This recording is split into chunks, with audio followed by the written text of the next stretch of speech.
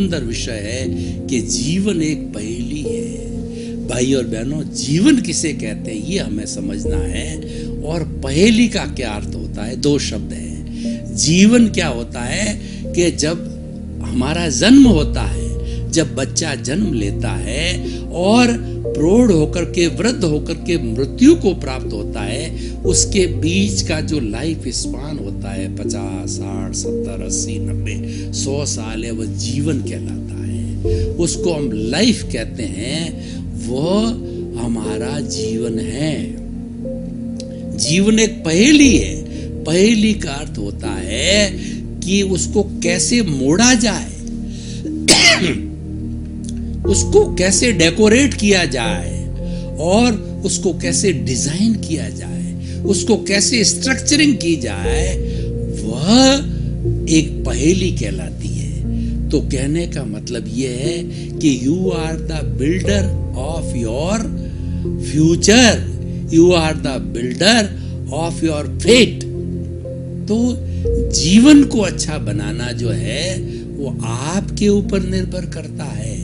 हम आपको दिशा दे सकते हैं, हम आपको सूत्र दे सकते हैं और उस पहेली को बुझा सकते हैं। हमारा जीवन जिसको कि एक क्या समाधान है उसका, हम एक आपको परमानेंट समाधान दे सकते हैं। लेकिन उस परमानेंट समाधान के रास्ते पर चलना वो तो आपका कार्य है, क्योंकि ऐसा कहा जाता है अपने मरे बिना स्वर्ग नहीं मिलता है। मुझे अगर स्वर्ग में जाना है तो पहले मरना पड़ेगा, मरने पर ही स्वर्ग मिलता है। तो इसीलिए क्या है, आप अगर अपना सुधार करना चाहते हो वो आपको ही करना पड़ेगा।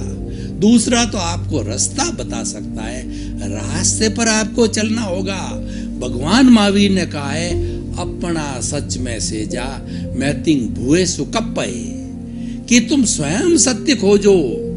तुम मेरे को खाली मानते रहोगे भगवान है, उससे तुम निर्वाण की स्थिति, मुक्ति की अवस्था को, बंधन से छुटकारा नहीं हो सकता है। आपको बंधन से छुटकारा पाने के लिए जो मैंने रास्ता लिया है उसको जान के उस पर चलना पड़ेगा और आप भी मुक्ति को जाते हैं। भगवान महावीर कहते हैं हर प्राणी मुक्ति को जा सकता है, शाश्वत सुख को प्राप्त कर सकता है। तो हमें चलना पड़ेगा, हमें उस पहेली को बुझाना पड़ेगा और उसको हमें बुझाने के लिए कुदरत का कानून, कुदरत की रचना को देखना पड़ेगा, समझना पड़ेगा।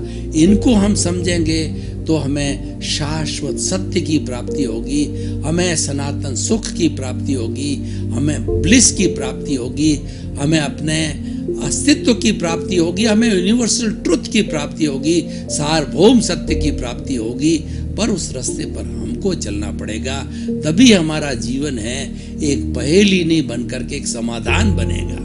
इसके लिए मैं आपको, वैसे तो कई सूत्र हो सकते हैं, लेकिन मुख्य रूप से 5 सूत्र आपके सामने जितना समय है वो रखना चाहता हूँ। और मैं बड़े आत्म स्वाभिमान से, बड़े आत्मविश्वास से कह सकता हूँ, अगर इन 5 सूत्रों का, बड़े सरल सूत्र है, व्यवहारिक सूत्र है, उनका पालन करते हो तो आप स्वयं को सुखी रख सकते हो और परिवार को सुखी रख सकते हो, देश और विश्व के लिए एक अच्छे इंसान बन सकते हो। और आप धीरे धीरे अगर निश्चय जगत में चले जाते हो, व्यवहार जगत को निभाते निभाते निश्चय जगत को शुद्ध कर लेते हो, तो आपको मुक्ति, सर्व सुखों से, सर्व दुखों से मुक्ति मिल सकती है। आपको परमानेंट सुख, ब्लिस की प्राप्ति हो सकती है, क्योंकि जो हमारा अस्तित्व है, हमारी जो शुद्ध आत्मा जो हमारे भीतर विराजमान है, जो मैं बुला रही है, जो ये मैं बोल रहा हूँ, वो आत्मा के जरिए बोल रहा हूँ, उसकी हाजिरी है तो मैं बोल पाता हूँ, नहीं तो राम नाम सत्य तो मुर्दा है। व्यक्ति मुर्दा होने के बाद उसको जला दिया जाता है। उसका अस्तित्व तभी है जबकि उसमें चेतना है, जबकि उसके अंदर आत्मा है। तो 5 सूत्र में पहला सूत्र है भावक क्रिया, बहुत बड़ा सुंदर सूत्र है। ये व्यवहार को भी शुद्ध करता है, निश्चय को भी शुद्ध करता है और ये मुक्ति तक ले जाता है। भावक क्रिया का मत है हमेशा वर्तमान में जीना। क्या होता है, हम अपना बहुत सा लंबा जीवन जो है या तो भूत में बिता देते हैं, तो भूत की जो है स्मृति करते रहते हैं, या भविष्य की कल्पना करते रहते हैं। लेकिन हमें भूत भविष्य वर्तमान तीनों को साथ लेके चलना है।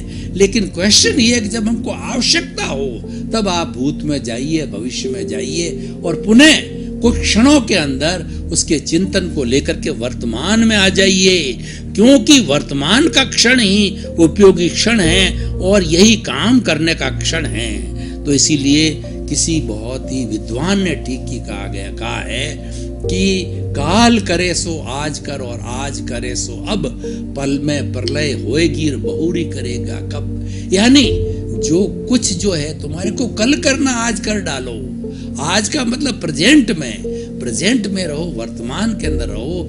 Yesterday has gone away, tomorrow never exist, the movement of the present is with you to do something. ये भावक क्रिया है।